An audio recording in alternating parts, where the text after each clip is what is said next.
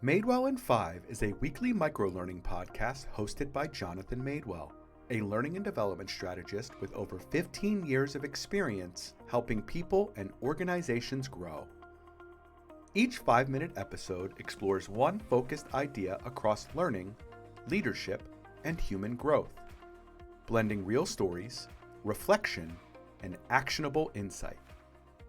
Rooted in the belief that learning is about coming home to yourself, the show invites listeners to pause, think, and reconnect with purpose, people, and data that actually matters. It's a space for curiosity, clarity, and continuous growth, one reflection at a time.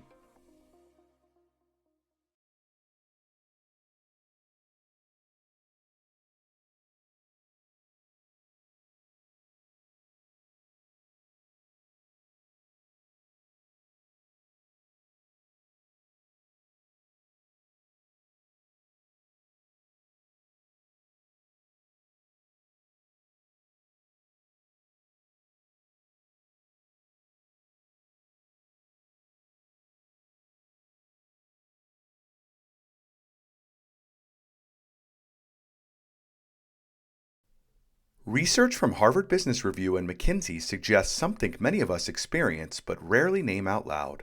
Our leadership capacity isn't built in meetings, projects, or presentations.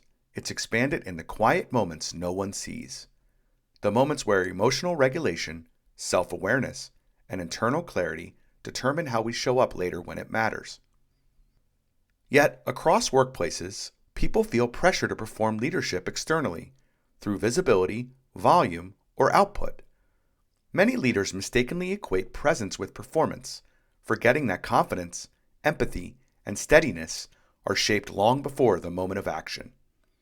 When organizations overlook the invisible skills, grounding, reflection, boundary setting, they unintentionally reward reactivity instead of capacity. This creates cultures where leaders operate at the edge of burnout, teams absorb that tension, and learning environments lose psychological safety. Quiet capacity is not just a personal trait, it's a professional advantage. Do you often equate leadership with boldness, charisma, and assertiveness? Let's shift that perspective for a moment. Years ago, when I stepped into the world of elementary education, I worked alongside every type of personality.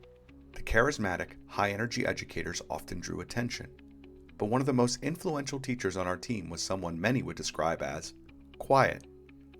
She rarely raised her voice, she never dominated a conversation, but she led with presence, the kind you felt more than you heard.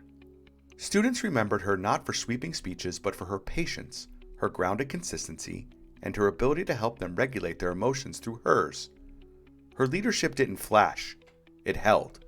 When I moved from the classroom into L&D, I recognized those same traits again in facilitators, managers, coaches, and team members who led with humility, steady purpose, and emotional clarity.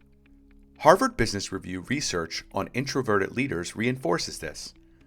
Patterns suggest that leaders who listen deeply, observe carefully, and respond intentionally often create high-performing, trusting teams. Quiet leadership isn't passive, it's disciplined, it's intentional, and it builds capacity for yourself and everyone around you.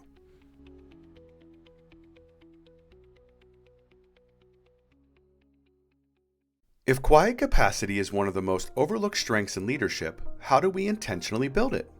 Here's one approach rooted in my signature framework. Clarity leads to reflection, which leads to growth. First, clarity. Name what you carry into the room. Identify the emotional load you bring before you lead a conversation, a meeting, a training, or a tough dialogue. Ask, what do I need to regulate before I support others? Quiet capacity begins with internal awareness. Next, reflection. Slow down the reaction cycle. When something triggers urgency or frustration, pause before responding. This isn't silence, it's strategy. It's choosing intention over impulse. And it signals psychological safety to everyone watching. Last, growth. Set and protect boundaries that fuel capacity. Boundaries are not barriers, they're conditions for clarity. They create space for the internal work leadership requires: emotional regulation, recalibration, and honest self-checks. Quiet capacity grows in private but shows up in public. It shapes how you coach, how you de-escalate, how you design learning experiences, and how you help people feel safe enough to grow. Take a moment this week to reflect.